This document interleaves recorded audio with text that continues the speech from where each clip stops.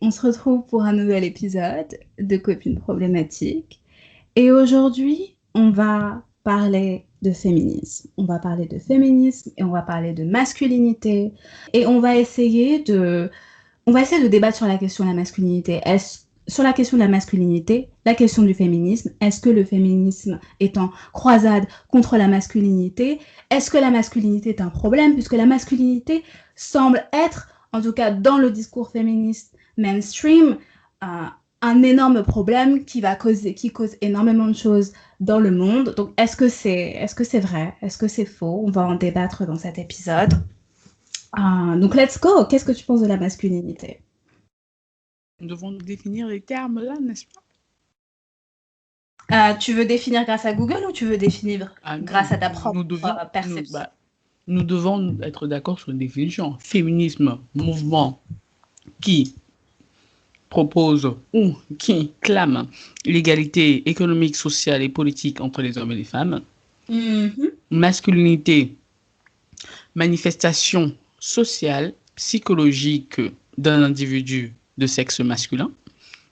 Men going their own way, mouvement en réponse au féminisme et de son abandon des causes masculines. Yes, je suis d'accord pour... Sur les trois définitions, nous pouvons partir. Ok, donc la masculinité, oui, qu'est-ce que tu... Parce que je ne sais pas comment orienter le débat, en fait. Si, mais c'est surtout MGTO, c'est surtout féminisme et MGTO. Pour moi, féminisme et masculinité vont ensemble. Non, mais déjà, qu'est-ce que tu penses du concept de masculinité?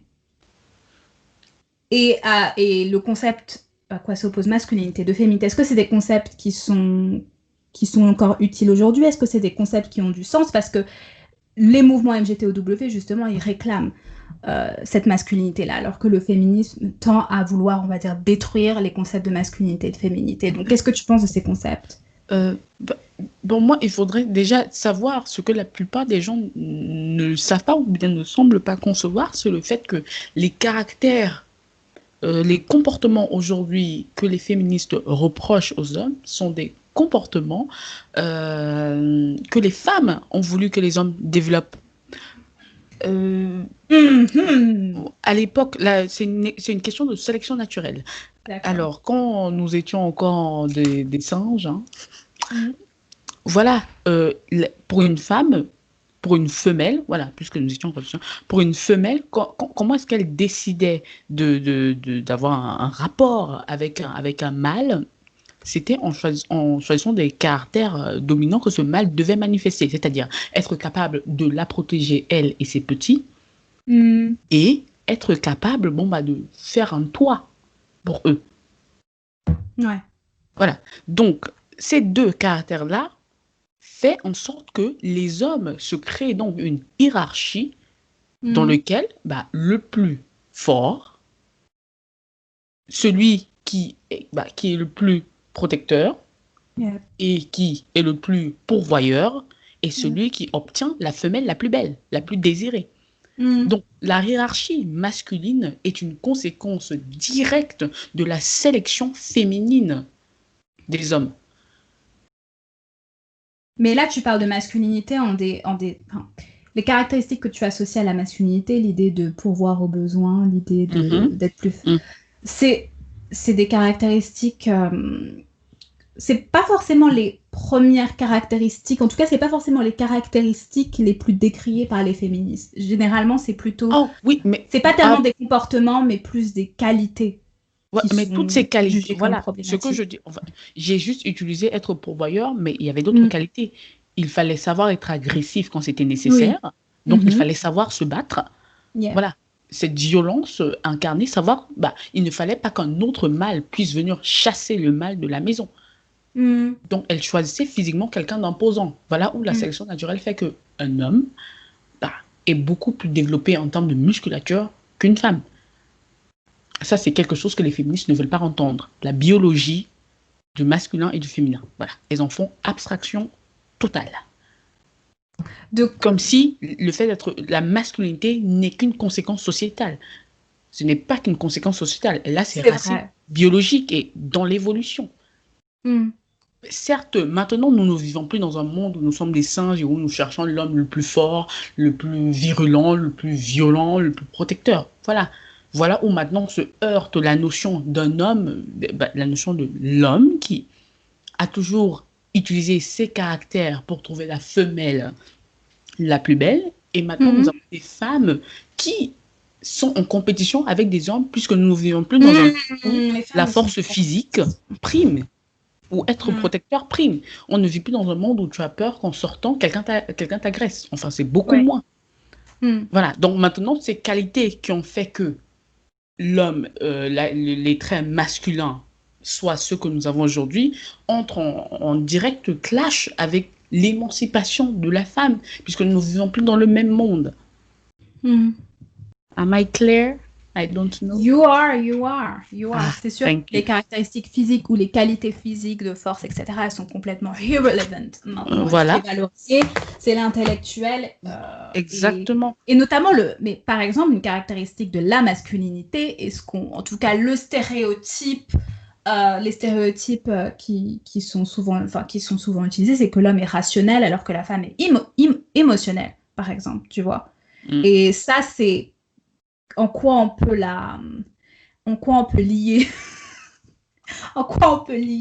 ce stéréotype-là à la biologie et à l'histoire de l'humanité, tu vois. Je peux le lier plus à l'histoire de l'humanité, moins que la biologie. Voilà. Comment? Les guerres. À l'époque où on vivait en petites tribus et où il fallait aller chasser. Voilà, il y a eu un développement mental. On passe de Australopithèque, voilà, sur la suite de tous les homos qui sont apparus. Voilà, il y a dans l'Homo sapiens, il y a un développement de la rationalité et de l'intellectuel. Voilà, cette rationalité passe par la nécessité de trouver des stratégies pour survivre, sachant que tous les Homo sapiens se retrouvent dans différents climats et dans différents lieux géographiques. Sachant que ce sont les hommes qui partaient à la chasse, il y a ce raisonnement méthodologique. Voilà, ça aurait été une défaveur si un homme était trop émotionnel et se laissait diriger par ses instincts purement. Voilà le côté de l'évolution de la chose. Je ne sais pas si aujourd'hui, dans la biologie, on peut dire que voilà, les femmes sont moins rationnelles. Enfin, ce n'est pas. Les statistiques ne montrent pas que. Voilà. Déjà, comment quantifier la rationalité? Il y a des décisions qui sont prises de manière émotionnelle, mais qui ont de très bonnes conséquences. C'est vrai. Voilà. Donc, c'est très vrai. Et je trouve qu'on est dans une société qui valorise trop souvent la rationalité. En tout cas, une société occidentale qui valorise trop souvent la rationalité. Ah, mais sauf que la rationalité n'existe pas indépendamment de l'affect. Personne ne prend une décision purement rationnelle. Il y a de l'affect. Voilà, ça, c'était. Il y a un chercheur, Antonio Dalmasio, qui a fait des études sur les émotions et sur la raison, qui, après une longue série d'études, a montré que aucune décision n'est prise indépendamment de l'affect. L'affect, l'état émotionnel de l'individu, qu'il soit conscient ou non. Par exemple, tu ne prends pas la même décision quand tu te sens bien et quand tu te sens pas bien. Tu pourrais rationaliser ça après et justifier en disant que c'était très rationnel, mais il a pu faire en sorte que les mêmes sujets prennent des décisions différentes face au même problème, juste en altérant leur état d'esprit, en les mettant fâchés avant, ou bien en les rendant heureux avant. Voilà, alors que tous ces individus venaient dans le laboratoire en se disant qu'ils étaient des individus rationnels. Ouais, c'est intéressant. C'est très intéressant.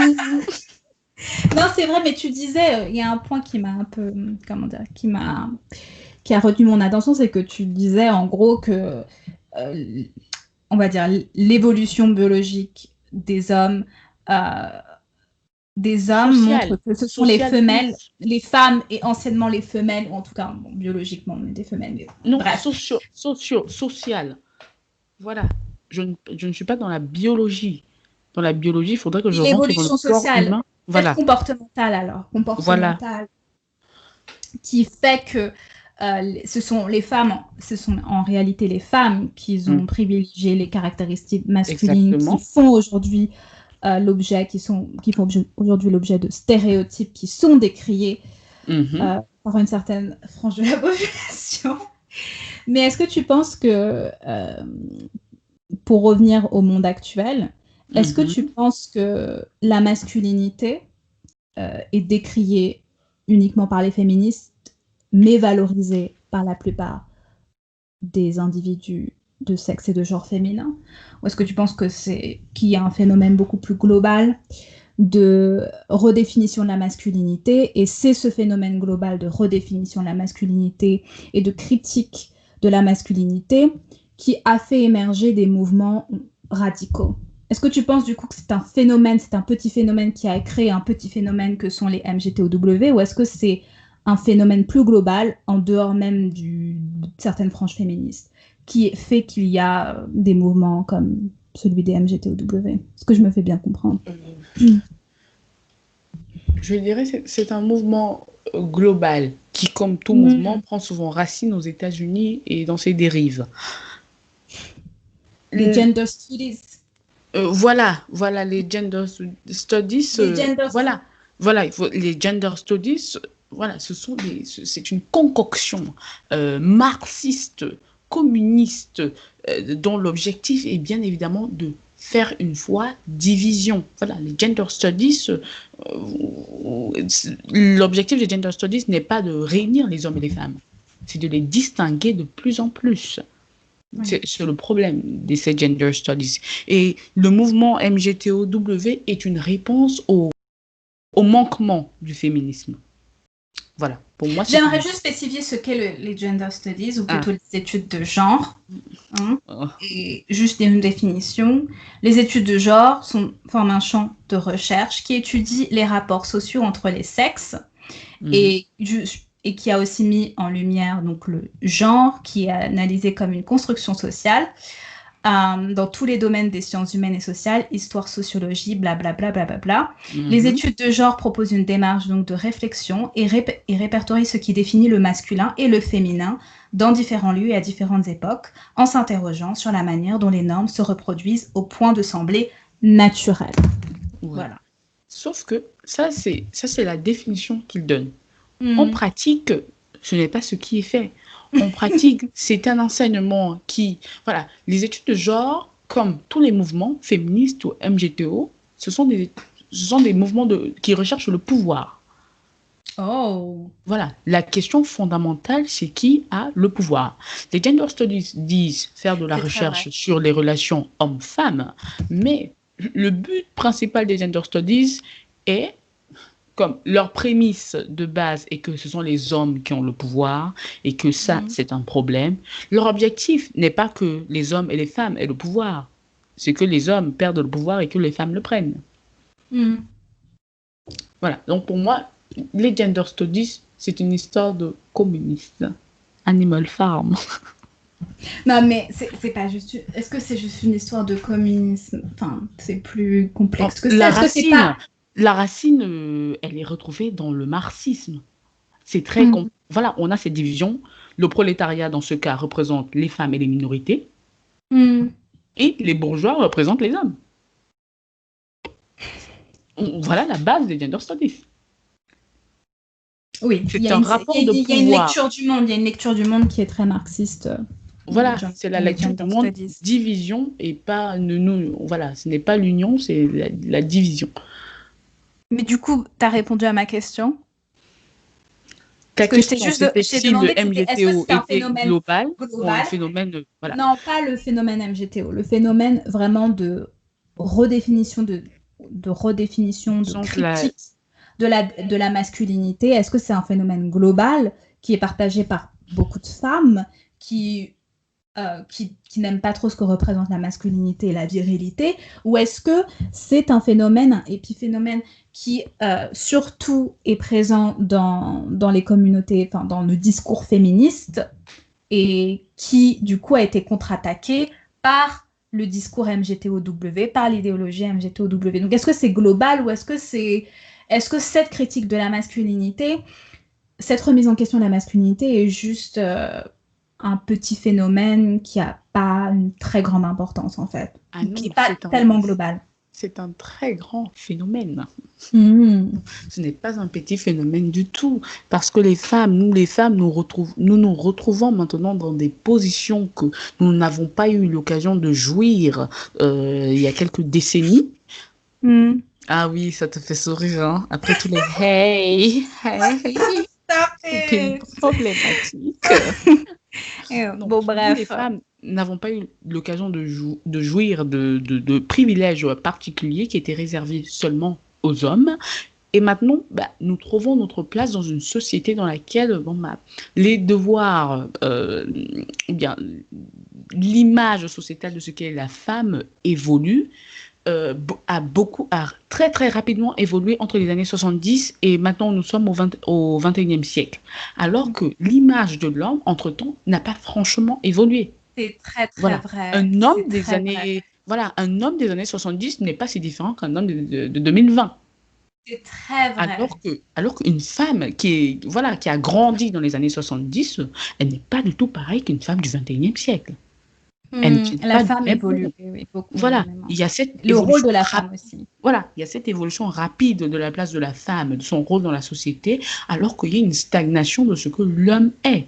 Bien évidemment, maintenant qu'il y a eu cette émancipation de pouvoir, la réaction vis-à-vis de ce que représente l'homme maintenant est un backlash, puisqu'on rentre en conflit où le rôle qu'avait traditionnellement l'homme peut être dispensé à une femme, à part bien évidemment la reproduction. Voilà, mais de travailler, de pourvoir, d'avoir une maison, un appartement. Voilà, toutes ces choses, une femme... Donc en fait, tu penses que c'est pas tellement qu'il y a une critique de la masculinité, mais qu'il y a une remise en question de l'importance de la masculinité qui fait que certains hommes voient ça comme une dévalorisation. Voilà, il y a cette attaque, c'est une réaction naturelle que l'homme n'a pas vraiment changé. Mais c'est super vrai. Mais c'est aussi parce que fondamentalement, la masculinité repose sur moins de choses que la féminité. La masculinité ne tient qu'à un fil, en fait. C'est-à-dire que c'est beaucoup plus facile pour un homme, déjà, socialement, d'être considéré comme efféminé. C'est plus facile pour un homme de tomber du côté de la féminité, en fait, que d'une femme de tomber du côté de la masculinité. Une femme qui va, par exemple, si on considère la féminité non pas juste comme des caractéristiques sociales, mais aussi comme, une espèce de... Pas juste comme une performance sociale en termes de rôle, mais aussi en termes d'habillement, en termes de tous ces accessoires, de tout ce côté externe de la féminité. C'est plus facile pour un homme, pour une femme, de garder sa féminité que pour un homme de... Est-ce que je me fais bien comprendre? Par exemple, un homme qui va juste aimer, aimer aller à des ballets ou faire de la danse classique, va perdre automatiquement sa masculinité. Ah non, à l'époque de Louis XIV, tu me diras bien que non, sa masculinité était préservée. Mais juste aujourd'hui. Oui. Parce que de toute façon, la masculinité est un concept qui évolue. Enfin, c'est stagnant. Il a évolué jusqu'aux années 70 et après, rien. Oui, non, mais d'accord, il a évolué. Enfin, ce que j'essaie de dire, c'est que la féminité repose sur des attributs physiques, beaucoup d'accessoires. Il y a beaucoup de manières pour une femme de se montrer comme féminine. Pour un homme, il n'y a pas énormément. C'est pour ça que c'est très difficile pour un homme de garder sa masculinité. Je pense que c'est pour ça qu'il y a énormément de mouvements qui essaient de reconquérir celle-ci, en fait.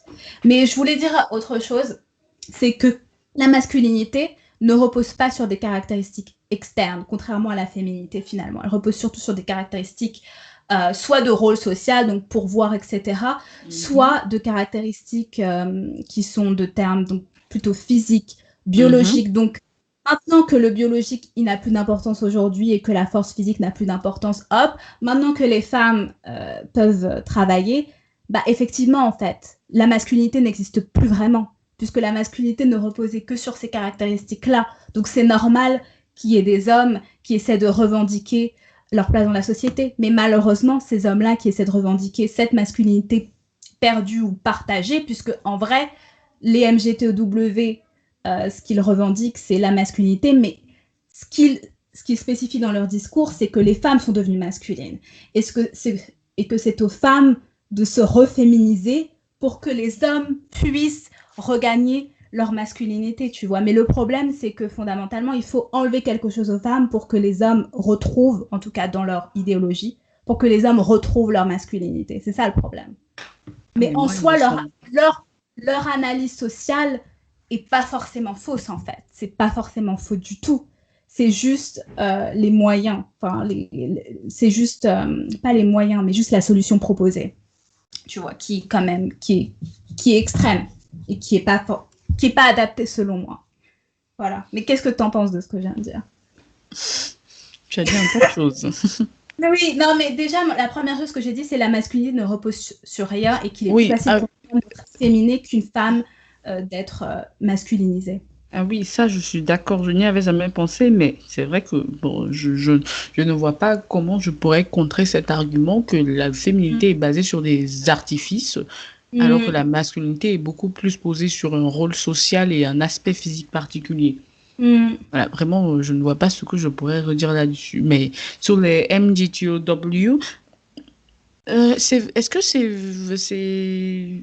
Leur problème, c'est que les femmes sont beaucoup trop masculines. Voilà, puisque bien évidemment, maintenant, elle accomplit ces rôles qui étaient traditionnellement masculins, bien évidemment. Donc, oui, I think you're right.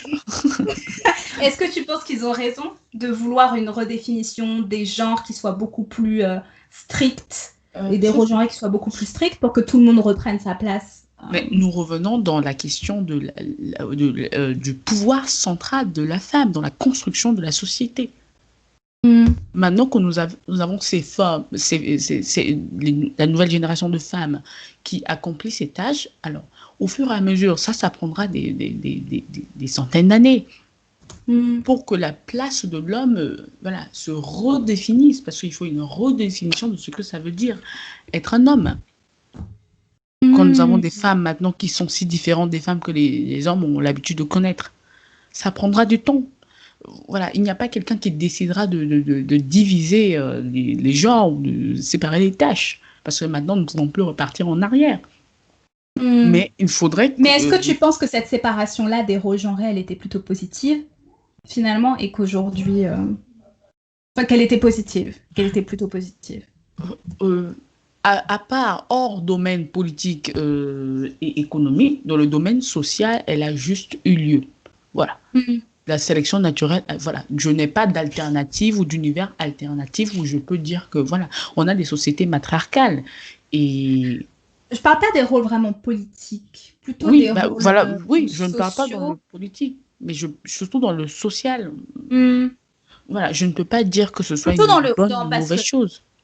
Parce que il y a une féministe, Judith Butler, une féministe oui, queer, je vois celle-là.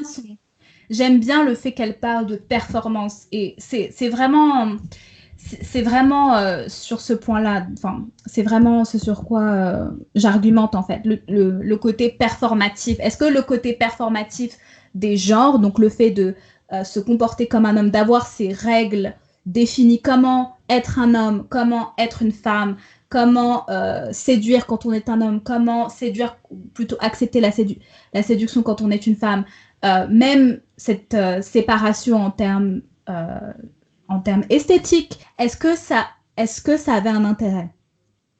Bien évidemment que oui. J'étais établi la notion de sélection naturelle et du fait que la hiérarchie des hommes et les traits que manifestent les hommes aujourd'hui est une conséquence directe de la sélection féminine de ce que veut dire un homme. Voilà, donc dès lors qu'on accepte ce prémisse-là, c'est une évidence que ces performances, comme tu dis, ne sont pas que des performances. Il y avait une certaine stabilité dans le monde avant. Certes, elle était désavantageuse pour la femme, mais il y avait voilà. Mais toujours, il y avait cette stabilité sociale où ces rôles étaient attribués de facto par l'évolution. Et c'est cette rupture maintenant de ces lois de facto parce que bon, quand on regarde les primates d'aujourd'hui, il y a toujours cette sélection. Voilà, la femelle gorille, la plus belle, la plus attirée, termine toujours avec le gorille le plus fort, le plus protecteur, celui qui impose physiquement vis-à-vis de ses adversaires. Voilà, c'est l'altération maintenant artificielle par l'émancipation intellectuelle et le fait que tout le monde, les hommes comme les femmes, reconnaissent que la place d'une femme, elle n'est plus une gorille.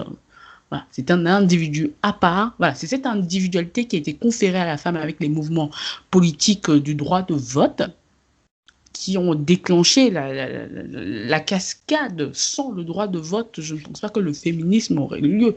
Voilà, le féminisme au départ, c'était juste le droit de vote. Et encore, toutes les femmes n'ont pas eu le droit de vote en même temps. Mais je parlais de... Oui, vas-y. Oui, mais ces attributs sociaux ne sont pas modifiables rapidement. Voilà, en fait, j'ai l'impression que tu es en train de parler comme si c'était quelqu'un qui définissait par de facto que, voilà les traits que les hommes auront et puis voilà les traits que les femmes auront. Alors que... Non, ça s'est fait au fil du temps. Voilà, alors... Et tout le monde a construit ces archétypes-là. L'objectif était de créer le monde le plus stable possible. Et voilà, c'est surtout le fait que... Et les stéréotypes, les cases aident à stabiliser... Et puis c'est rassurant d'avoir un modèle. Pour tout le monde, c'est rassurant d'avoir un modèle. Exactement. Mais moi, c'est surtout le fait que les féministes ne veulent pas avouer que la sélection féminine des hommes est la cause de la masculinité que nous avons aujourd'hui. Et que maintenant, cette même sélection que nous sommes en train d'essayer d'opérer avec les mouvements féministes sera la cause de la crise identitaire qu'a l'homme aujourd'hui. Pour ça, le pouvoir demeure toujours dans les mains de la femme. Dans tous ces mouvements. À aucun moment donné, l'homme ne dirige l'évolution sociale. Non, mais du coup, est-ce que c'était une bonne chose? Le fait que les femmes puissent travailler, le fait que le rôle de la femme ait changé, le fait Est-ce que c'était une bonne chose, finalement? Nous voulons vivre dans une société où la majorité où les capacités de chaque individu peuvent contribuer au bien de la société. Et le fait d'empêcher la moitié, plus de la moitié même, de la population humaine à apporter ou à améliorer la société, ça coûte plus cher. Voilà pourquoi le mouvement des femmes était quelque chose qui était inévitable. Comment ça coûte plus cher? C'est comme la discrimination. Ça coûte très cher de discriminer. Voilà. Est-ce que tu sais de combien d'années aurait été retardée la science si les femmes n'étaient... Voilà. Est-ce que nous savons de combien d'années la science a été retardée par le fait que pendant des millénaires, les femmes n'ont pas participé à la science? Les femmes ont participé. Mais c'est une minorité de femmes. C'est une minorité de femmes dont les maris ont usurpé leur découverte. C'est vraiment une minorité. Il fallait être dans l'aristocratie. Il y avait des préconditions. Tu ne pouvais pas être noire. Tu ne pouvais pas être pauvre. Voilà, donc toutes les femmes, on devait avoir une génie cachée, mais qui était pauvre et qui était noire. Nous n'avons pas découvert la lumière avant Thomas Edison en 1800 quelque chose. Voilà, donc voilà pourquoi ça coûte très cher la discrimination. Et voilà, c'est inévitable que les femmes auraient eu leur émancipation.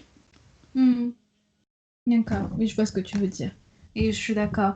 Mais c'est drôle parce que moi, j'aurais plutôt... Alors, je suis complètement d'accord avec toi, mais moi, j'aurais plutôt formulé d'un point de vue individualiste, via un point de vue en termes de communauté, d'organisation sociale, en termes de bienfaits pour la communauté sociale. Parce que finalement, le droit de vote et tout ce qui a suivi, le droit à l'IVG, c'était des avancées sociales majeures, mais pour le bien-être surtout des femmes, en fait. Et même l'épanouissement professionnel, le fait que les femmes aient aujourd'hui accès à l'éducation, à une éducation supérieure et puissent atteindre des positions professionnelles qu'elles n'auraient jamais pu atteindre aujourd'hui. Moi, j'aurais plus pensé que c'était bien individuellement, pour chaque femme individuellement.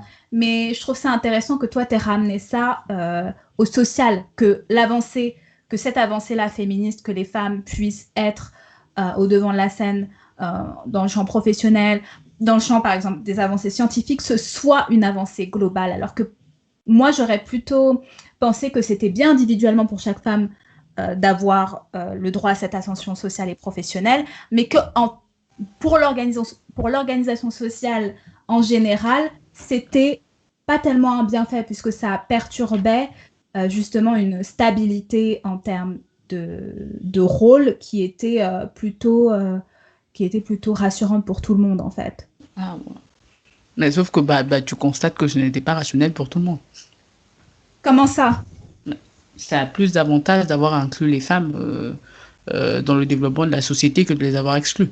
Personne, aucun homme aujourd'hui, aussi sexiste qu'il n'est, ne pourrait dire qu'il ne voudrait pas que les femmes participent à la science ou que les femmes n'aillent pas à l'école. Non, mais parce que moralement, c'est pas terrible de dire ça. Non, pas moralement, juste économiquement, socialement et politiquement. Mais il y a des détracteurs du féminisme qui justement disent par exemple que le fait qu'il y ait autant de femmes sur le marché de l'emploi, c'est à cause le fait qu'il y ait du chômage, c'est à cause du féminisme. Parce que les femmes prennent du travail qui aurait pu être donné exclusivement aux hommes. Il n'y aurait pas eu ce problème Mais là, il faut faire la distinction entre des individus qui ont des grivances personnelles envers une femme ou une autre et des individus intelligents qui ont réfléchi à la question. Et tu ne penses pas que c'est un argument qui se tient?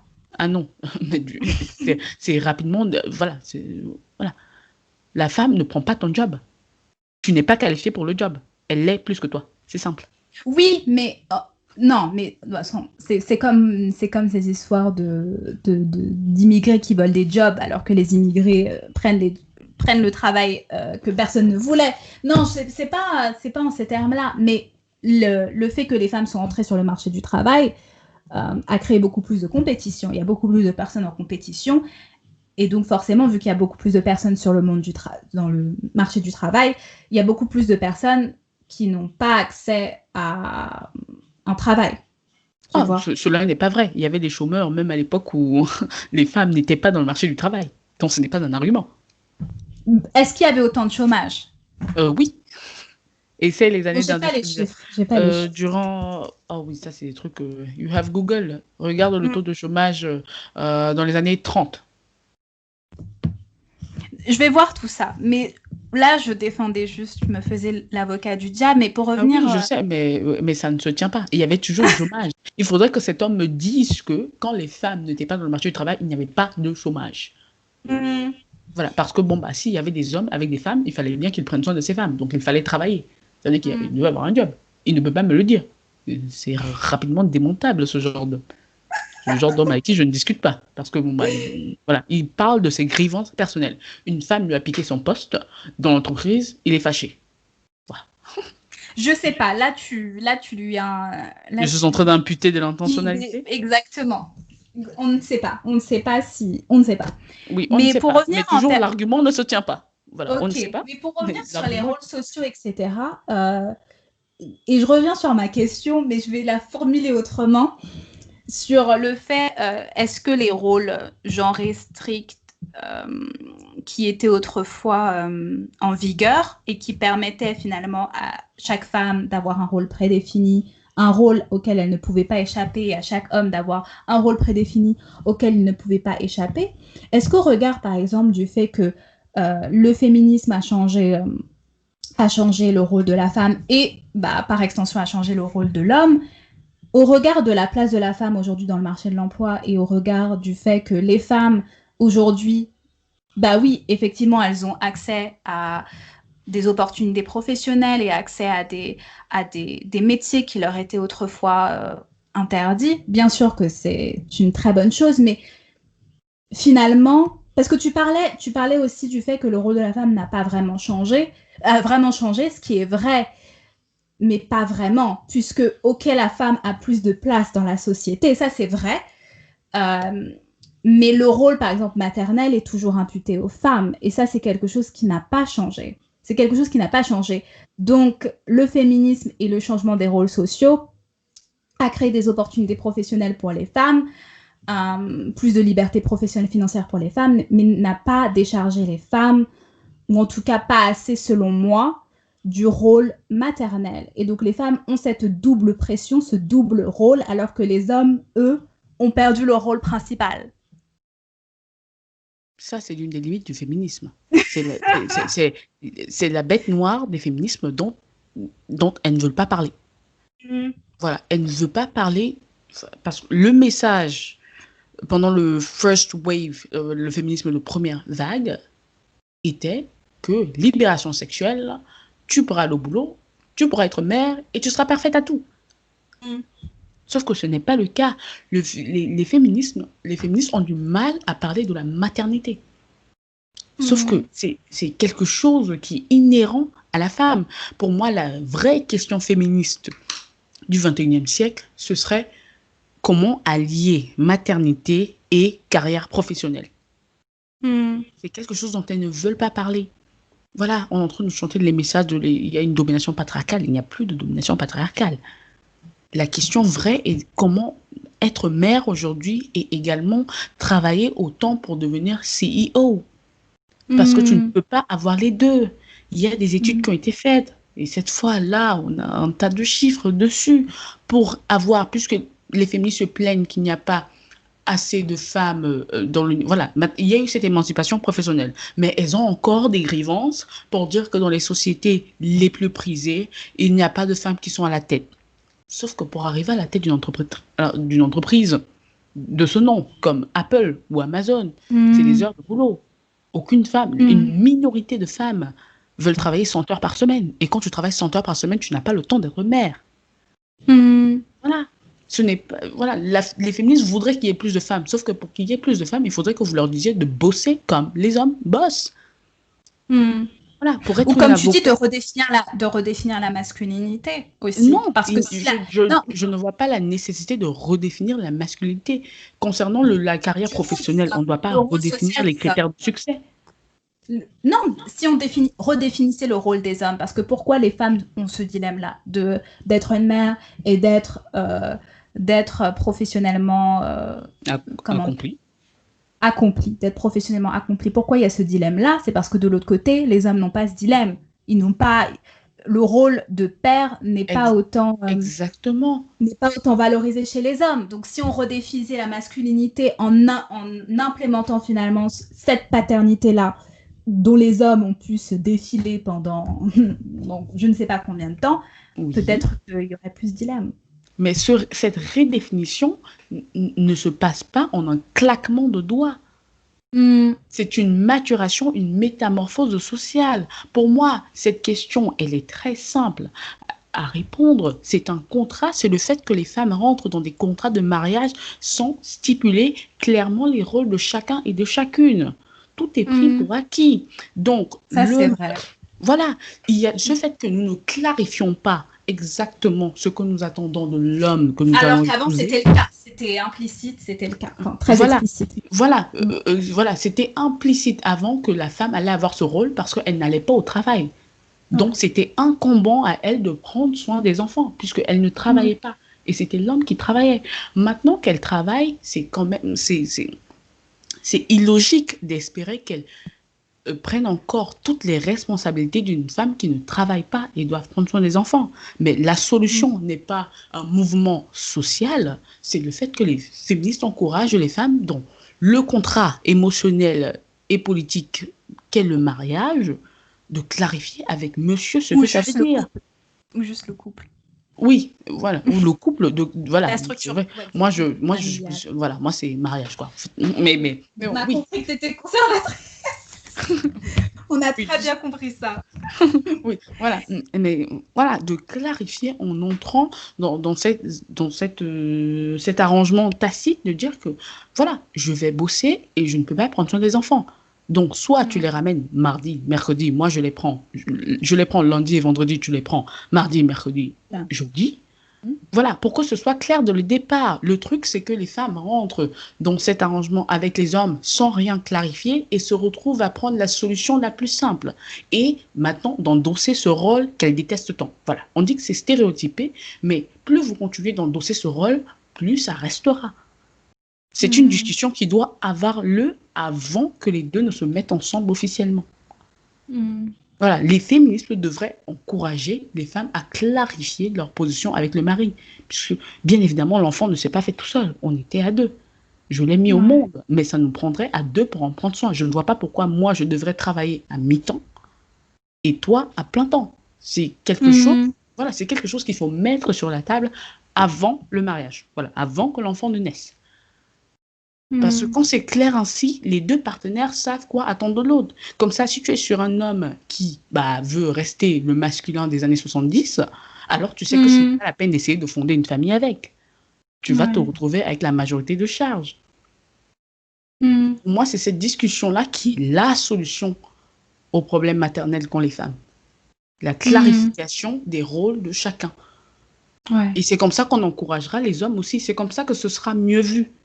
Voilà. Si toutes les femmes décidaient de clarifier avec leur mari ce que c'est que le rôle, voilà, pour nous deux dans cette famille, alors les autres, ce serait comme un ripple effect, le caillou qu'on lance dans le lac et puis qui fait des vagues. Mais si les femmes ne disent rien et se mettent en lancer ce rôle traditionnel, nous continuons de perpétuer une situation que nous ne voulons pas subir.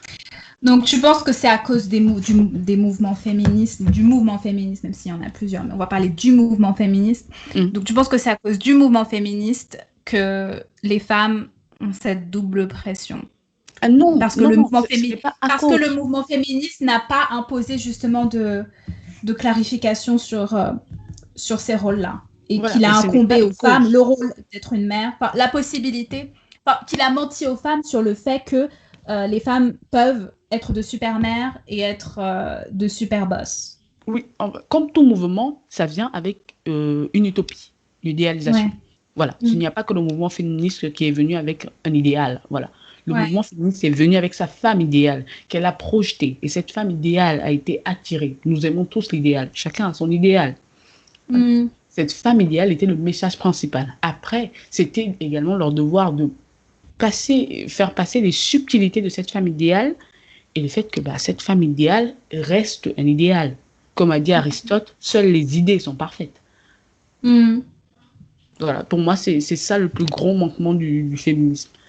C'est qu'elle nous a libérés, mais elle nous a laissés dans l'inconnu. Voilà, c'est une libération. Mais la liberté, c'est l'inconnu, de toute façon. Oui. Et dans une société, on voudrait quand même être dans un inconnu gérable. Oui. Mais tu sais, je me faisais la réflexion aussi dans mon parcours féministe parce que je partage toujours, bien sûr, des principes féministes et une analyse féministe, mais je ne me définis plus comme féministe. Mais à un moment donné, j'ai eu l'impression que finalement, ce que les féministes souhaitaient, c'était que les femmes, qu'il y avait une forme de dévalorisation des rôles féminins, du rôle féminin, par exemple, du rôle de la maternité, et qu'en fait, ce que les féministes voulaient, c'était que les femmes se masculinisent et prennent des rôles, des caractéristiques, des qualités masculines, alors que ces caractéristiques masculines-là étaient jugées chez les hommes, en fait. Donc, il fallait qu'en gros, que les femmes se masculinisent et que les hommes se féminisent, tu vois. Et qu'en gros, une femme masculine qui porterait plus d'attention sur le fait d'être une boss que sur le fait d'être une mère, parce que le fait d'être une mère, notamment une mère au foyer, c'est pas génial, en fait. Ça a moins de valeur d'un point de vue féministe, en tout cas. Ce que je peux constater. J'avais l'impression que c'était vraiment prégnant dans le féminisme actuel, en fait. Et c'est pour ça que je me suis intéressée au MGTOW, parce que j'étais d'accord sur le fait qu'on voulait féminiser les hommes, entre guillemets, féminiser les hommes, parce que les hommes, tels qu'ils sont aujourd'hui, c'est quelque chose de mal, c'est quelque chose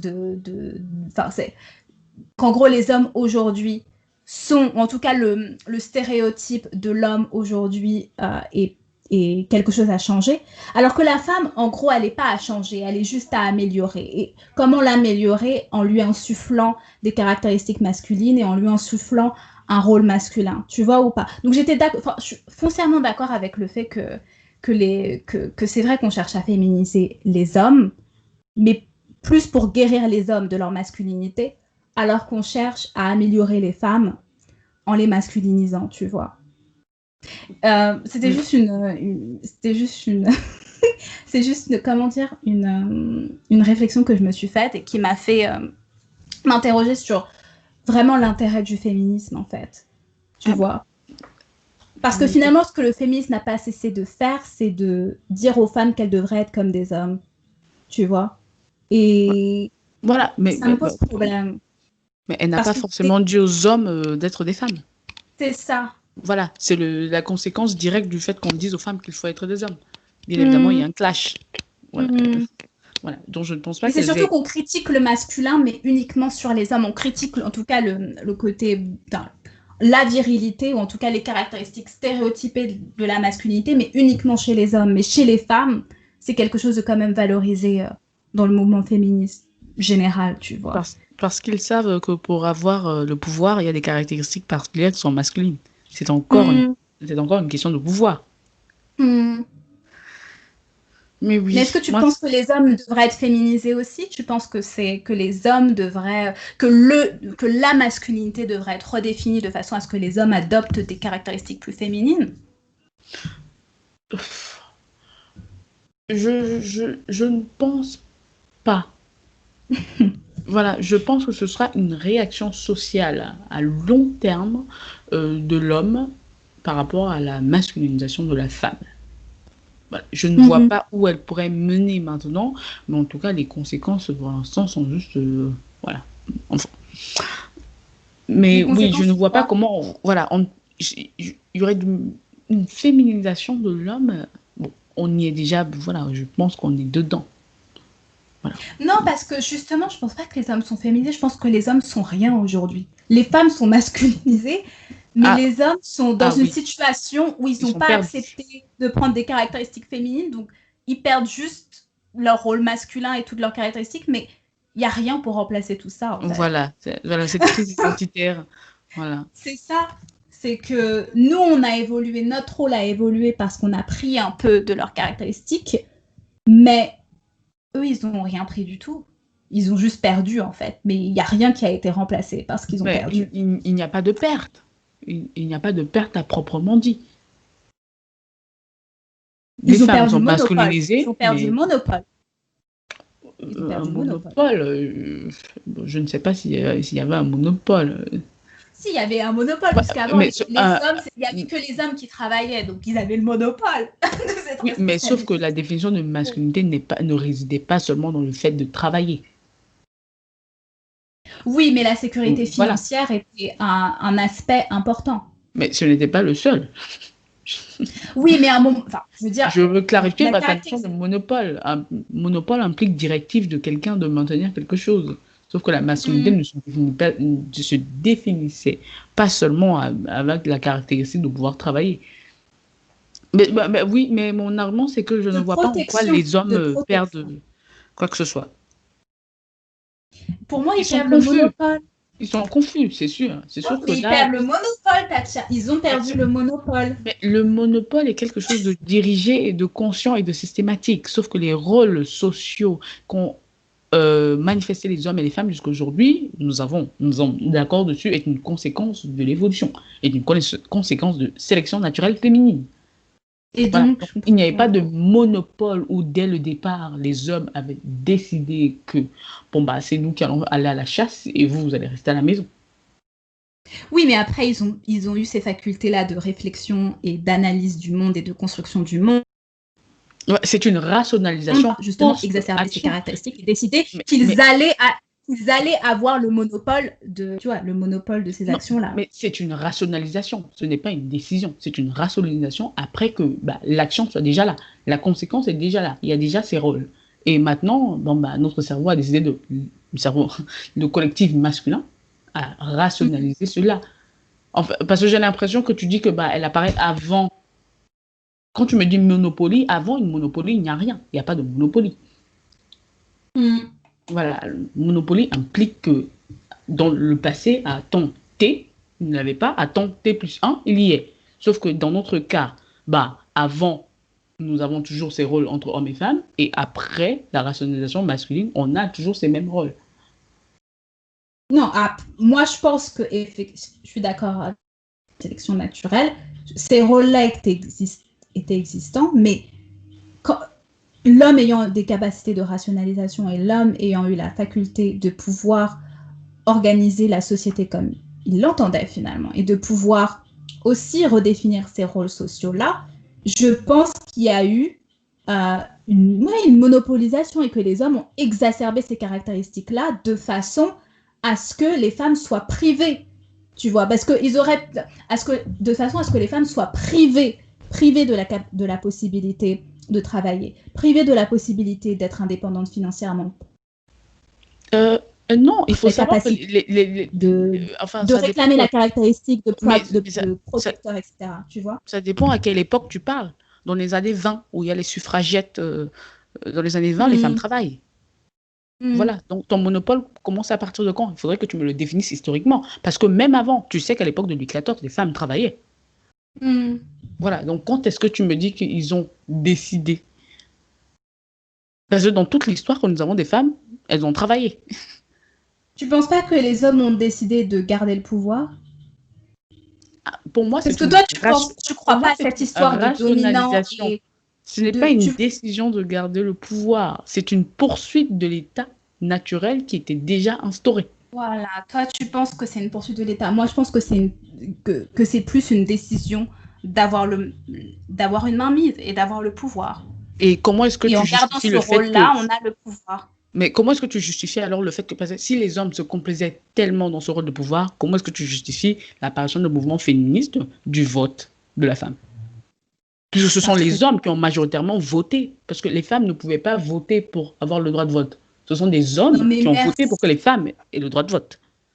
Bien sûr, mais à un moment donné, toutes les révolutions ne se passent pas parce que des personnes dominantes bien ont décidé de c'est bon, il est temps de vous donner, il est temps de vous donner des droits. Non, les droits et les avancées sociales se sont arrachés. Non. Tu vois. Non, la plupart du temps, quand même, si. Le droit de vote ne sait pas. Non, nous parlons du mouvement féministe. Voilà, restons là-dessus. Le droit de vote ne s'est pas arraché. Les femmes ne sont pas entrées et décidées que, à partir d'aujourd'hui, nous votons. Ça ne s'est pas passé comme ça. Comment ça? Tu es en train de dire que... Non, toutes les femmes... Non, mais...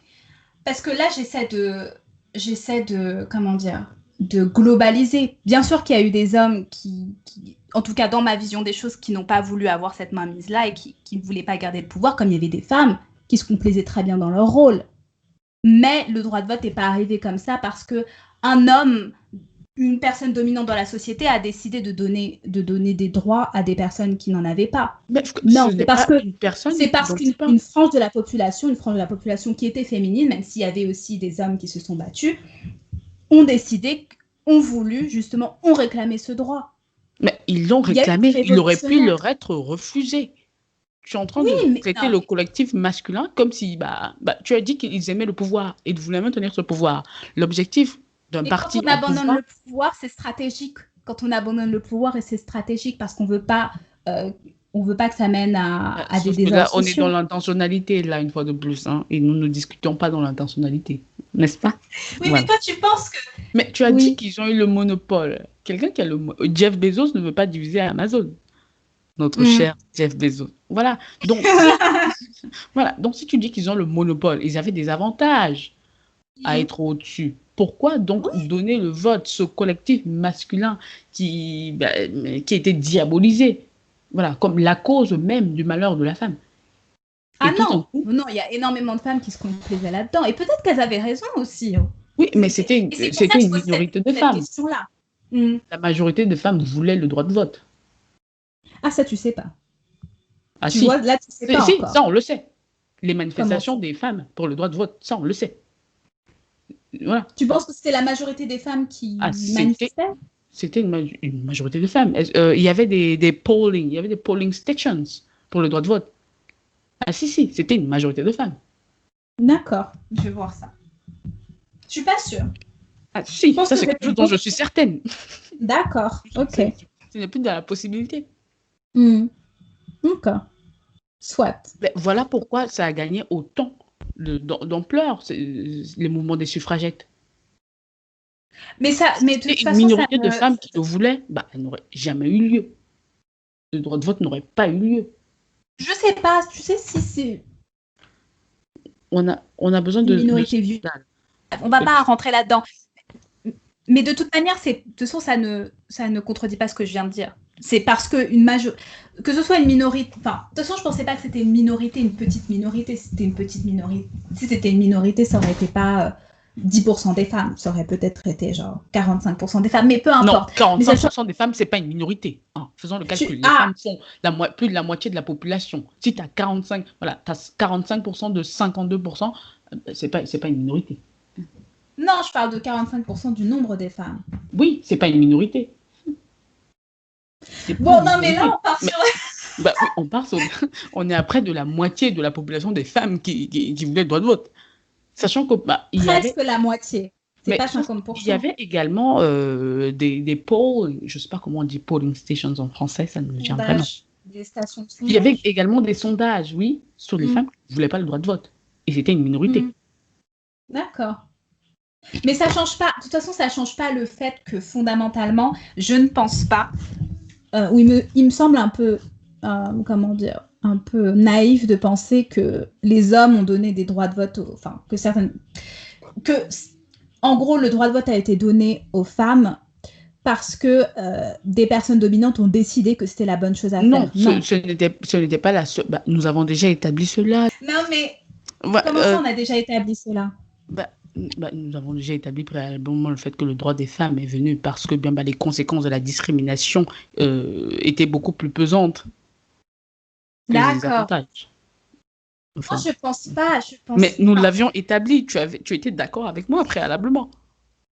Non, j'étais d'accord pour le droit au travail, pour les avancées sociales, mais ça n'a pas forcément à voir avec le droit de vote. Ah, nous pouvons établir ça tout de suite sur le droit de vote. D'accord, mais je sais pas pourquoi on s'étale là-dessus, parce que c'est même pas vraiment le sujet. Mais oui, pourquoi on parlait de ça en fait? Tu parlais de monopole. Moi, je faisais la distinction que les hommes n'avaient pas le monopole puisque l'État, le monde n'a pas fondamentalement changé quand les hommes ont décidé de justifier les rôles sociaux. Voilà, pour moi, le monde n'a pas changé. Voilà. Oui, tu penses que les hommes n'ont rien perdu, c'est ça? Oui, mais ils n'ont rien gagné non plus. C'est la structure sociale. Elle n'a pas changé parce que les hommes, comme tu le dis, comme tu le supposes, ont décidé de garder le pouvoir. Ça n'a pas changé quelque chose à l'état précédent. Parce qu'il n'y a pas eu de journée de décision où les hommes ont décidé que maintenant nous allons. Non, mais je parle du rôle des hommes, socialement, du rôle des hommes. Ce n'était pas une décision. Leur État a poursuivi comme il était avant. À l'époque, de toute façon, c'était la bourgeoisie qui menait les choses. Donc, l'homme lambda dans la rue qui travaille pour... Aujourd'hui, non, mais aujourd'hui, tu penses que l'homme n'a rien perdu? Sa place sociale, si. Nous avons établi ça. Que la masculinisation de la femme... C'est ce que je disais. Qu'il a perdu quelque chose, qu'il a perdu sa place, puisqu'il a perdu le rôle principal qui lui avait été apposé, tu vois. C'est ça qu'il a perdu, selon moi. Et c'est un rôle que la femme n'avait pas. Et moi, j'appelle ça monopole, parce que la femme ne l'avait pas. Oui, répète ton argument sur le monopole, c'est encore revenu ce mot. Non, mais moi, je parle de monopole. Peut-être que c'est juste encore une question sémantique, mais moi, je parlais de monopole parce que la femme n'avait pas ce rôle. Donc, seul l'homme avait. Donc, en gros, il avait le Moi, je trouve que le mot monopole est plus approprié que le mot privilège. Il avait... C'est sûr, les femmes avaient des privilèges aussi. Ah oui, on peut aussi parler de... on pourra aussi parler de privilèges féminins. Mais fondamentalement, ils avaient ce rôle. Et ceux avaient ce rôle. Maintenant, les femmes ont ce rôle aussi. Donc, ils n'ont plus le privilège, entre guillemets, d'avoir ce seul rôle pour... Donc, c'est cette fonction sociétale. Donc, fondamentalement, ils ont perdu quelque chose. I understand. Tu vois, ils ont perdu quelque chose, mais ils n'ont rien gagné en plus. Alors que les femmes n'ont rien... Non, elles n'ont rien perdu. Il n'y a pas de rôle qui est... En fait, pour moi, la charge qui a été rajoutée, elle est négative. D'accord, oui. Mais je suis d'accord, elle est négative. Mais elles ont... Et tu penses que ça, c'est ce qu'elles ont perdu? Elles ont perdu une forme de... Comment dire? De plus qu'elles ont gagné une charge, elles ont perdu... C'est quoi le contraire de charge? Mais en gros, c'est ça qu'elles ont perdu pour toi. Oui, je n'arrive pas à le contraster, mais oui. Mais pour moi, c'est un poids supplémentaire sur une vie qui est déjà assez difficile. D'accord. Donc, tu penses que tous les les deux genres, les deux sexes ont perdu quelque chose. Oui, et maintenant il faut un rétablissement. Il y a une disharmonie qui a eu lieu, et maintenant, nous rétablirons l'harmonie avec le temps. Mais comment Ce sera une adaptation sociale du nouvel homme à la nouvelle femme. D'accord, donc toi, tu es contre le fait de reculer en arrière, de revenir en arrière. Non, oui. D'accord. Ah oui, je ne me vois pas revenir à une époque où je suis obligée de rester à la maison parce que j'ai un vagin. Merci. Non, mais ça pourrait être revenir en arrière, mais de manière moins radicale. Regarde juste le passé. Dis-moi, est-ce qu'il y a une époque à laquelle tu voudrais repartir? Surtout que tu es noire. Absolument. C'est sûr. Dis-moi, dans le passé, il y a une époque qui te plaît? Je pense qu'il y a moyen, je pense qu'il y a peut-être moyen de redistribuer les rôles. Redistribuer les rôles. Exact. Et ça passe par chaque individu, chaque contrat dans le couple. Toi, tu penses que ça doit être individuel et non social. Les changements se font du bas vers le haut. On ne change pas un système en appliquant une force démesurée sur la structure en entier. Ça, c'est de la physique. D'accord. Voilà, le changement commence par le bas et puis comme un effet de... encore, je ne sais pas comment vous le dites en français. Oh là là. Dis-moi. Tu sais, when you make ripples in a pond, voilà, comme un effet de vague. Voilà. D'accord. Voilà, pour moi, voilà comment on construit une société. Une pyramide se bâtit avec des bases. Et la base, aujourd'hui, c'est le couple dans ce domaine-là. Voilà, donc plus les couples négocieront de manière égale la charge qui vient avec la construction d'une famille, plus la société, le sommet de la pyramide ne sera que plus bien fait. D'accord. Ok. Parce que le gouvernement ne peut pas imposer une attitude. Voilà, c'est chaque individu qui influence l'autre par son attitude. Voilà comment on se retrouve avec des stéréotypes.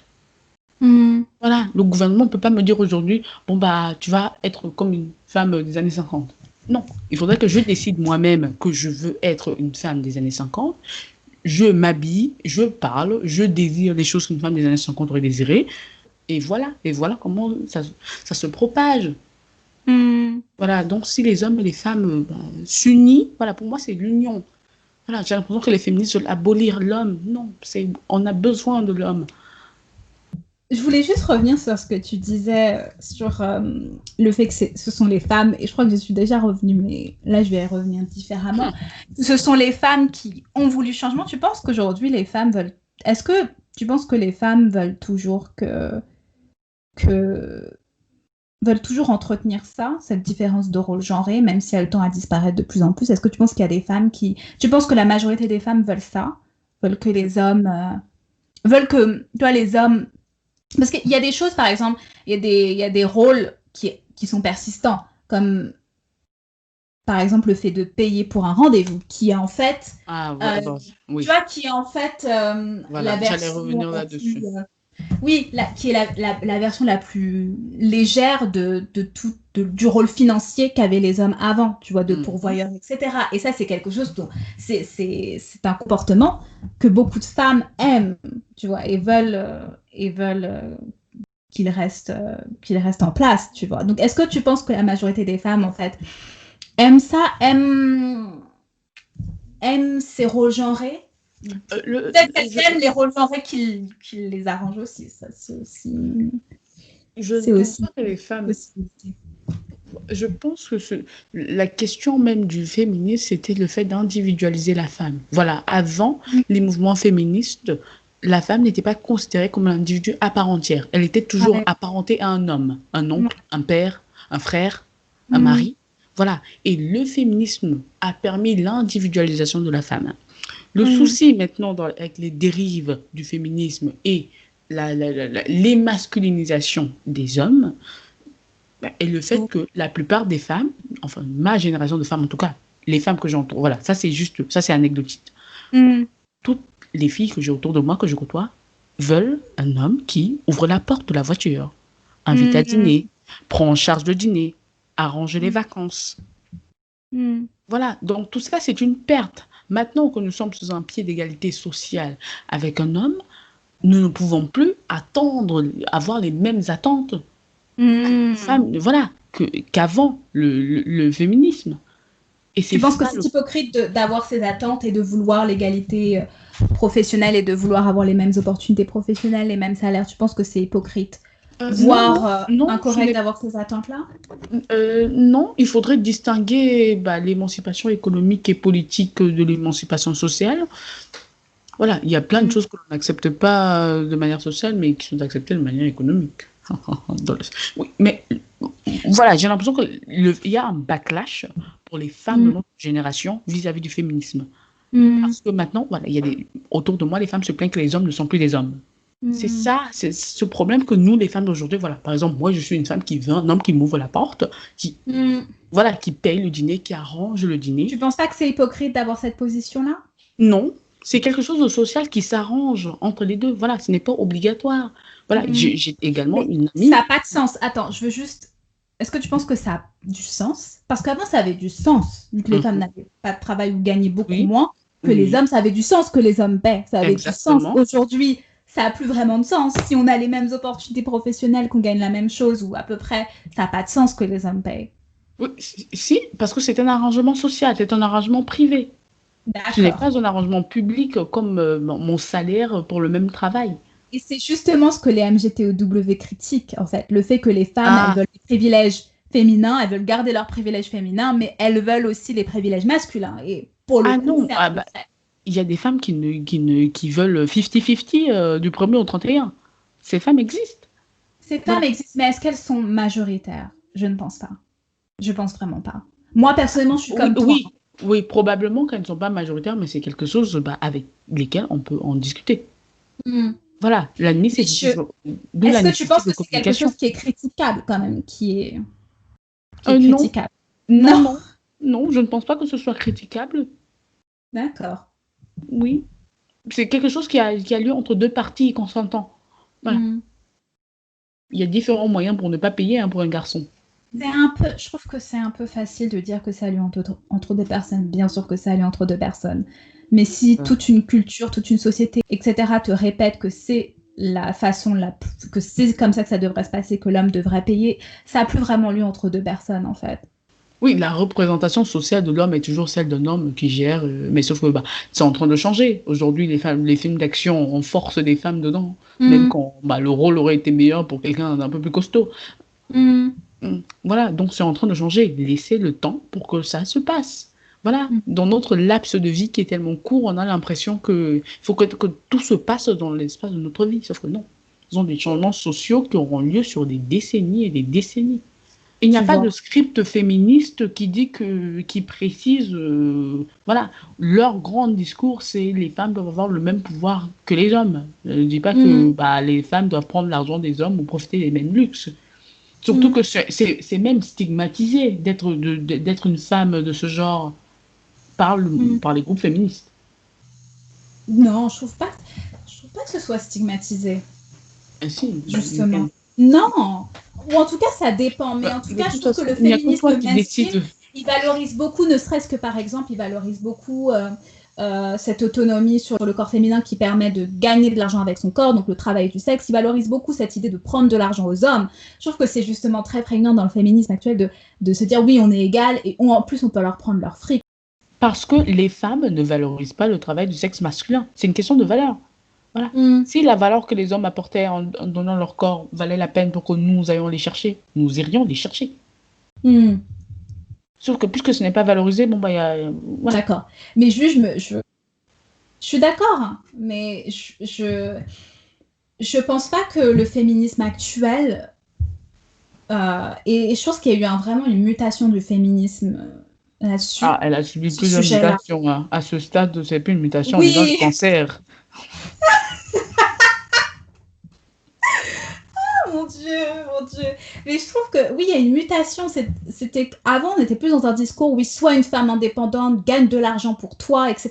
Bien sûr qu'il y a toujours ce discours-là, mais il y a un discours qui, justement, tend à vouloir prendre une certaine fierté dans l'idée de continuer à jouir de ses privilèges féminin tout en ayant des privilèges masculins, tu vois. Ah bon, je ne suis pas entrée en contact avec ce féminisme, en tout cas avec cette mutation particulière. Ça fait partie du féminisme pro-sexe. Toute la frange pro-sexe, pro-travail du sexe, pro-porno, pro-prostitution, pro-sexe, pro-cup culture tend à valoriser ça. Il y a beaucoup de pros là-bas, c'est les féministes. Non, mais ça fait partie du féminisme pro-sexe. Je ne savais pas que ça existait. Encore un nouveau féminisme. Tous les jours, j'apprends qu'il y a des nouveaux féminismes. Wow. Fondamentalement, le féminisme intersexuel, la frange féministe qui a le vent en poupe en ce moment et qui devient mainstream est souvent pro-sexe. Ah, bon, je ne savais pas. Moi, je me disais déjà que les intersectionnels, c'est déjà une calamité. Et maintenant, on a les pro-sexe. Pourquoi on parle du féminisme intersectionnel? Oui, juste sur le fait que je pense qu'il y a beaucoup de femmes qui veulent continuer de jouir de leurs privilèges féminins tout en grappillant des privilèges masculins. Je pense. En tout cas, je reconnais mon hypocrisie, très clairement. Après, toi, tu ne reconnais pas la tienne, c'est ton problème. Mais moi, je reconnais mon hypocrisie. Je leur donne raison. Il n'y a pas d'hypocrisie, parce que ce n'est pas ça le but. Dans mes relations, certes, j'ai besoin d'un homme qui paye, mais sauf qu'il est également gâté. Il y a des fois où je prends en charge des choses, et puis il est invité. C'est une question. Voilà, pour moi, c'est encore une question d'allier les hommes et les femmes. Alors que pour le reste, c'est juste une division. Voilà. Il doit. Voilà, c'est pas une question de il doit. C'est une question de je manifeste mes préférences. Si tu es ce genre d'homme, tu le fais. Si tu n'es pas ce genre d'homme, je ne suis pas la femme pour toi. Oui, mais moi, ça va dans les deux sens. Voilà. Ouais. S'il paye une fois, il a payé une fois. La prochaine fois, c'est moi qui lui fais la surprise. Il faut une alliance entre les hommes et les femmes. Et est-ce que oui, toi, tu es pour l'alliance, mais est-ce que tu penses que ce genre de mouvement, comme le mouvement MGTO, est légitime? Est-ce que c'est légitime que des hommes veulent... Est-ce que c'est légitime que des hommes veulent se... Pour moi, c'est une réponse. Même si, en vrai, ils vont pas vraiment leur propre chemin. C'est un peu faux. Le titre, l'acronyme est un peu... Bon, bref, un peu faux. Mais est-ce que tu penses que c'est légitime que des hommes, justement, constatent ce que je viens de dire et trouvent ça abusé et veulent se retirer du champ de la séduction? La raison pour laquelle ils se retirent, ce n'est pas parce que les femmes veulent toujours manger dans leur argent. Je pense que c'est un manque de sexe. Moi, je pense que c'est un manque de sexe. Mais, pour moi, c'est une réponse naturelle, idéologique à une idéologie proposée. Voilà. Voilà. À chaque idéologie, il y a une contre-idéologie. Donc, au féminisme, on a les MGTO. Est-ce que tu penses que c'est légitime? C'est ça ma question. Mais je ne peux pas décider de la légitimité. Qui décide de ce qui est légitime? Je peux te dire que c'est quelque chose de naturel. Penser comme ça, de penser comme ça. Est-ce que tu penses que c'est censé? Mais qui définit le sens? Qui définit ce qui est censé? Oh God. Voilà, moi je vais être claire sur le fait que c'est une réponse, c'est une réaction normale. Chaque idéologie incite son inverse.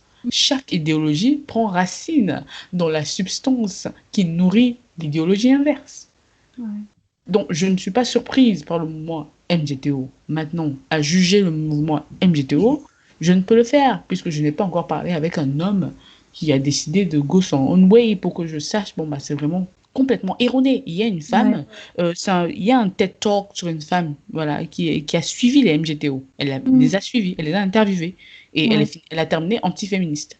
Oui, c'est celle qui a popularisé le mouvement de la pilule rouge et tout. La pilule rouge? The Red Pill. Moi, la dame, elle était très douce, elle n'avait pas parlé de Red Pill. Hein. Non, mais c'est c'est un peu la figure du prout du Red Pill, mais féminine. La femme qui a découvert, la femme qui s'est libérée, émancipée de l'idéologie erronée du féminisme, en fait. Oui, donc voilà, pour moi, il faudrait voir. Elle a pu voir bien évidemment ce qu'il pensait et elle a vu que ce n'est pas quelque chose contre les femmes même. C'est une réaction sociale, ce n'est pas une réaction individuelle à une femme en particulier. Voilà, c'est une réaction à une idéologie sociale qui semble prendre possession de l'éducation. Je pense pas que ce soit juste ça. Je pense que c'est aussi très personnel parce que aucune idéologie n'est dépersonnelle. Oui, mais quand même, chaque idéologie vient chercher aussi dans sa propre histoire personnelle. si on est beaucoup plus attiré par une idéologie, c'est aussi à cause de sa propre histoire personnelle, de son propre cheminement personnel. Mais je me faisais la réflexion là maintenant qu'en fait, la masculinité, le fait d'être un homme et le fait d'être valorisé en tant qu'homme, comment tu peux être valorisé en tant qu'homme socialement? Et je vais grossir les traits. En gagnant beaucoup d'argent, voilà, en gagnant beaucoup d'argent, et en couchant avec beaucoup de femmes. Pour moi, c'est ça. Pour moi, c'est les deux façons stéréotypées qui font qu'un homme est valorisé et peut se valoriser dans sa propre masculinité, dans sa propre identité masculine. Et avant, c'était facile d'avoir accès au sexe, il fallait juste... Avant, c'était beaucoup plus facile avant, même si on est dans une société hyper sexualisée. D'ailleurs, il y a beaucoup d'études qui montrent qu'aujourd'hui, on couche beaucoup moins. Donc, et en plus, tu parlais de la décadence. Mais en vrai, le laps de temps, clarifions, le laps de temps que prend ces études est très court. Il est très court. C'est sur notre génération. C'est notre génération. Ces études précisent que c'est notre génération. D'accord, bon bref. Donc avant... Non, ne brefons pas. Il faut clarifier les choses. Ce n'est pas une question de briefer. Certes, mais je finis avant d'oublier ce que je veux dire, mais avant l'accès au sexe, les hommes pouvaient, ils étaient entitled de l'accès au sexe des femmes, de l'accès à la sexualité et du fait que les femmes leur donnaient de la sexualité, c'était pas un droit qu'ils avaient, mais c'était quelque chose c'était quelque chose de normal. Les hommes avaient accès à la sexualité des femmes et que les femmes voulaient avoir du sexe avec eux ou non, de toute façon, ils avaient le droit. Donc ça, c'était un droit, hop, voilà, accès à la sexualité, qui était beaucoup plus simplifié avant. Même si avant, on était plus dans une monogamie qui était beaucoup plus forte. Mais bon, bref, ça, c'est un autre sujet. Quoique les hommes ont toujours eu des infidélités. Bon, bref, accès à la sexualité. Les femmes. Les femmes aussi, mais disons que l'infidélité masculine a toujours été beaucoup plus normalisée que l'infidélité féminine. Qui est presque l'infidélité masculine ne ramène pas d'enfants.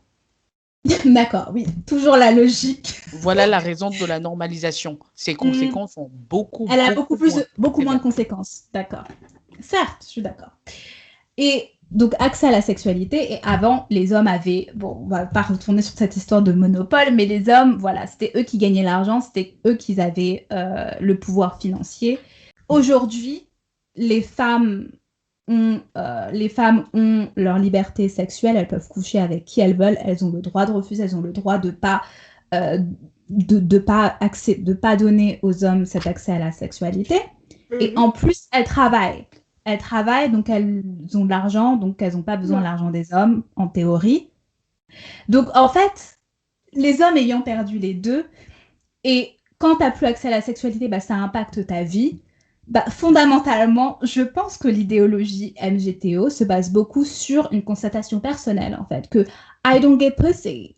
I don't get pussy. Et donc, les hommes pensent qu'en fait, ils ont un raisonnement rationnel et ils vont rationaliser toutes leurs émotions, tous leurs sentiments. Moi, je pense que c'est l'inverse. Tu as une émotion, une réaction à quelque chose qui t'arrive, et après, tu viens le rationaliser avec une idéologie qui, en plus, te rend plus intelligent, qui te rend plus éveillé. Donc, tu te dis, oui, c'est ça.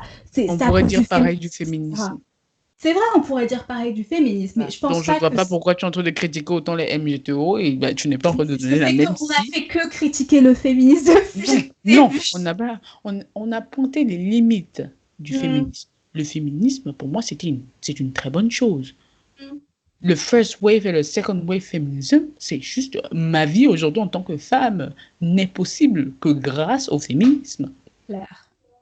Ce que nous avons critiqué, ce sont les dérives du féminisme et le fait qu'elle ait perdu son objectif principal qui est l'émancipation des femmes. Distinction. Et donc, pourquoi tu viens me dire que je critique Parce que, quelle est ton idée pour le MGTO? Ce sont des individus personnels qui ont été déçus par des femmes, qui ne peuvent plus avoir accès au vagin, et maintenant qui ont décidé de créer un mouvement pour rationaliser. Je parle juste du mouvement MGTO, parce que pour moi, il y a le masculinisme qui est la défense du droit des hommes et machin, et qui est beaucoup plus au niveau législatif, juridique. Et ça, pour moi, c'est tout à fait légitime. Mais le mouvement MGTO, pour moi, c'est pas un mouvement politique. Pour moi, c'est juste la réaction d'hommes qui qui n'ont pas accès à la sexualité. Pour moi, c'est ça. Bon, pour toi, c'est ça. Maintenant, il faudrait demander à quelqu'un qui est dans le MGTO. Tu ne fais pas partie. Et tous les incels, d'ailleurs, c'est pareil. Mais les incels, c'est un peu plus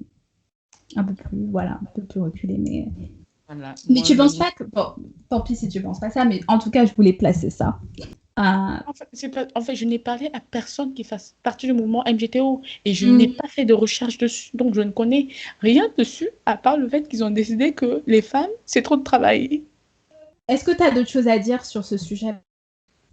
Moi, c'est surtout sur le féminisme et je voudrais voir un féminisme plus moderne qui adresse vraiment la question de la femme et de l'homme, puisque l'objectif du féminisme primaire est de permettre l'émancipation des deux. Certes, elle commence par l'émancipation féminine, puisque la catégorie la plus retardée était celle des femmes, mais maintenant que nous sommes à égalité avec les hommes, il y a d'autres questions qui se posent. Le rôle d'être femme, le rôle d'être mère, le rôle d'être père, le rôle d'être homme. Tout ça, pour moi, c'est quand même des questions que les féministes abordent. Je n'ai pas entendu, désolé. C'est quand même des questions que les féministes abordent, le rôle, le partage des tâches dans la parentalité. C'est abordé de manière péjorative et c'est toujours avec un intérêt secondaire à la femme dedans. C'est vrai que c'est abordé d'une manière péjorative. Voilà. C'est vrai qu'on n'encourage pas les hommes à prendre... Voilà. Ce n'est pas constructif. Est-ce que c'est le rôle des féministes? Est-ce que c'est pas le rôle des entreprises? Si les entreprises... Est-ce que c'est... Bien sûr que non. La structure, tu penses pas? Je suis totalement contre. On m'a déjà sorti ce machin. Mon rôle en tant qu'employeur est de t'engager pour que tu sois un employé productif. Ce n'est pas de régler tes problèmes de famille. Je me fiche bien de qui va ramasser ton gosse le mercredi à 15h. Je te paye pour être là. De 9h à 17h. Par exemple, congé paternité. Toutes ces choses-là, si on valorisait plus les hommes, si l'entreprise valorisait plus le congé paternité. Mais ce n'est pas à l'entreprise de valoriser quoi que ce soit. Une fois de plus, je reviens à ma solution. C'est aux deux individus qui sont dans la famille. Je ne pense pas que les individus vont changer grand-chose. Mais un système se construit de la base vers le sommet. Elle ne se construit pas du haut. Voilà. Tu ne peux pas forcer des congés paternité parce que les hommes qui ne veulent pas avoir ce congé paternité reviendront au boulot.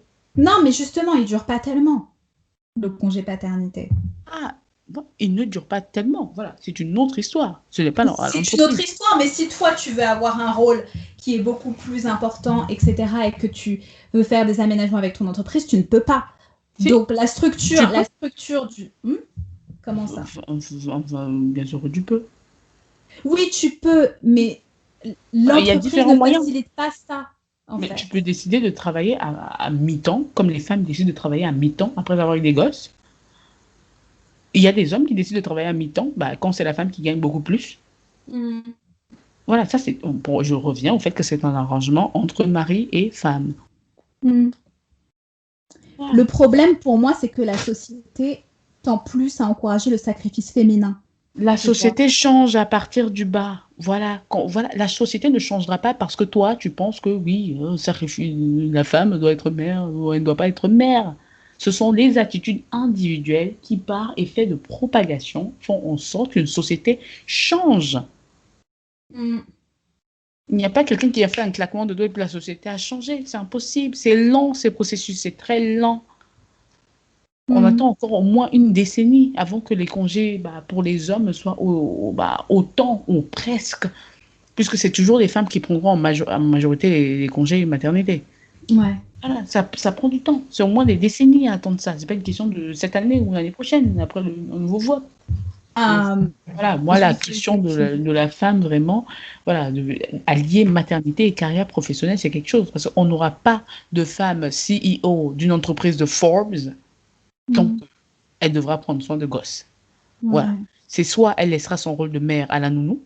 Il y a un marché pour les nounous. Voilà. Parce que c'est possible. Tu laisses ton rôle de mère à la nounou et tu deviens CEO. Ouais. Voilà. Parce que pour devenir CEO, il faudrait que tu ne quittes pas le boulot. Voilà. La plupart des femmes prennent des congés, travaillent à mi-temps. Tu ne peux pas être CEO d'une entreprise de Forbes si tu as travaillé à mi-temps. Ouais. Voilà. Il y a des années d'expérience. La plupart des femmes travaillent moins que les hommes, surtout après qu'elles aient accouché. J'ai une autre question. Yes, darling. C'est problématique. Non, mais c'est quelque chose qui est aussi critiqué par par cette frange-là, c'est que les femmes vont revendiquer des métiers traditionnellement masculins, mais qui sont plus valorisés. Exactement. Et ne pas revendiquer travailler à la menuisier. Ouais. Je n'entends pas les féministes dire qu'il n'y a pas autant de femmes menuisiers que d'hommes. Ouais. Et c'est vrai. C'est juste pour leur donner raison.